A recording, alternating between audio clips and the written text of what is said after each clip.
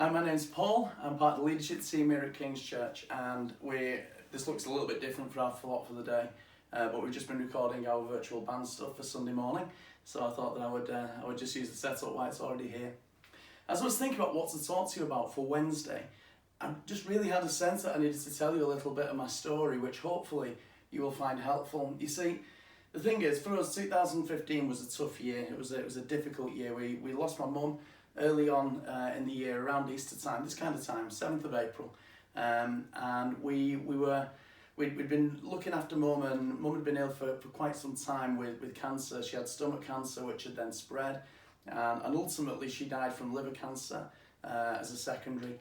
And when she did pass away, we were together as a whole family, and it was a real, I'm not going to pretend it was easy, it wasn't, it was difficult, but at the same time there was a sense of hope, there was a sense of absolute assurance that God was with us, God was with her, and that she was now going to be much better.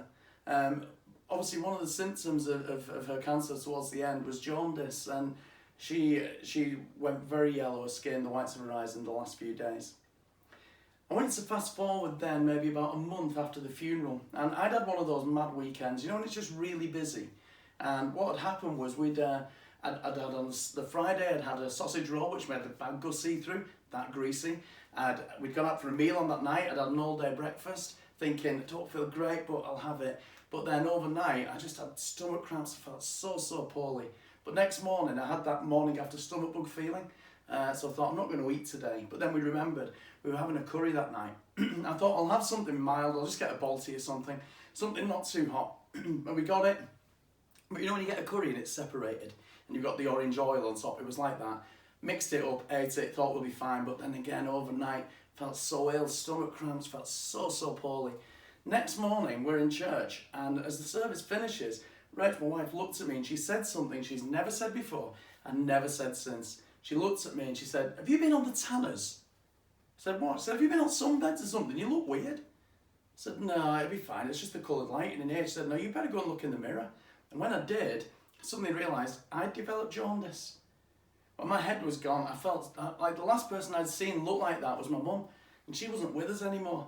My head was completely gone. I'm one of those people who, like white coat syndrome, you know the type where going to the doctors is just like a scary thing.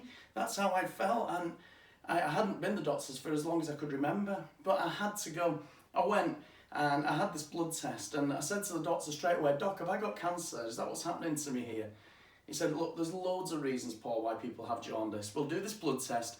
We'll get the results for you by Friday. Come and see me then, we'll have that. Had the blood test on the Monday. Tuesday morning, 8:10, I've got a phone call off my doctor. Now, I love my doctor, but I don't want a phone call off from 8 o'clock or 8:10 the morning after a blood test. And I said, what's wrong, Doc? He said, you need to go straight to the hospital. We're going to do some tests. Things aren't right. Your amylase levels are over 1,000. They should be 55. We need to see what's going on. By the end of that day on the Tuesday, I'd had more blood took out of me than I knew was in me. I mean, I had my first blood test the day before. I'd had a CT scan and I'd had an ultrasound scan. And 9 o'clock Thursday morning, I'm sat across the desk from a surgeon who was on the same surgical team that treated my mum. And my head is gone. I said, Doc, have I got cancer? He said, I don't know, should we find out? Weird response. But anyway, he looked on the laptop, he said, no, you've not got cancer, you've got gallstones. Have you been eating greasy food lately? I was like, well, maybe. Well, he offered me this surgery and I was not up for it. I said, Doc, is there not another way? He said, well, try less than 5% fat diet. I did that, lost weight, felt great. I thought, this is superb. But then my brother-in-law, Phil, his appendix burst while we were on, just before we went on holiday later that year. When we came back, he was just getting eating again. And we said, what do you feel like eating? And he just, I fancy a Nando's. We got a Nando's. I'm thinking chicken and rice, it'll be fine. It would have been had I not eaten the skin, which I did. And again, next day, I'm just in agony. I'm back in hospital. And I was in hospital for a good few days for the rest of that week as they treated me for another trapped gallstone. And I knew I needed that surgery. But I was so scared. I really wasn't up for it. I got through the rest of that year, through to the November. And if I'm honest, I think I was suffering certainly depressed mood, if not depression. I was not in a good place at all. You see, I knew God's good, but my question was, is he going to be good to me? It came to the end of that year, 5th of November, and I went for this operation. I'd just waved goodbye to my wife, convinced I wasn't going to see her again.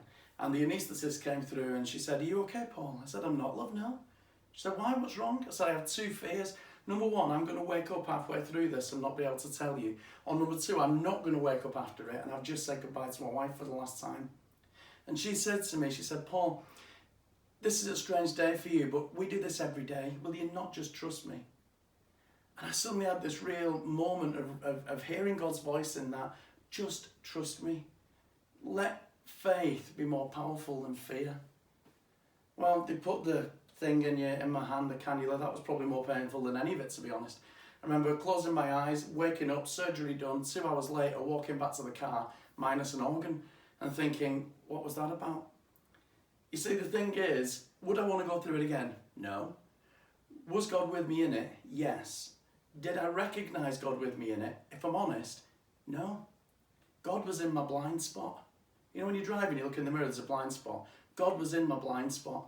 He was with me through it all, even though at the time I just couldn't see it. It's when you look back over the story, I recognise just where God was in me, it was with me at key points throughout that story of 2015. Maybe today you just need to hear that God is in your blind spot. That was the thought that was going through my head as I was preparing for this today. God is in your blind spot. That moment when you just feel, I don't know where God is in all this. He is with you. He's in your blind spot. He loves you. He's for you. He will never leave you and he will never forsake you, the Bible says. So sorry for a slightly longer thought for the day, but I really felt that today it was important to tell you that bit of a story. And please remember that phrase in your mind as you go through the rest of this Wednesday. God is with you, even if he might be in the blind spot. God bless you.